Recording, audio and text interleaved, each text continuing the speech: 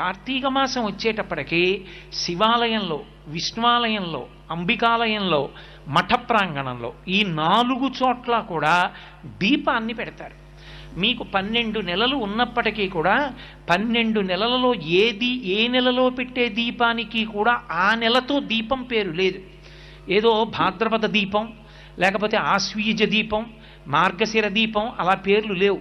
ఒక్క కార్తీక మాసంలో పెట్టేటటువంటి దీపానికి మాత్రమే కార్తీక దీపము అని పేరు. ఏమి ఆ నెలలో పెట్టిన దీపానికి అంత పేరు ఎందుకు రావాలి? ఆ ఒక్క నెలలోనే దీపానికి అంత ప్రాముఖ్యత ఎక్కడుంది? యథార్థానికి పూజలో ప్రారంభంలో ఒక అంగంగా మనం దీపం వెలిగిస్తాం. కానీ కేరళ రాష్ట్రంలో ఇప్పటికీ ఒక అలవాటు ఉంది. దీపం ఒక్కదాన్ని వెలిగించి దాని మీదకి అన్నపూర్ణని ఆవాహన చేసి పూజ చేస్తారు అక్కడ. కానీ మన వైపు ఆ ఆచారం లేదు. దీపం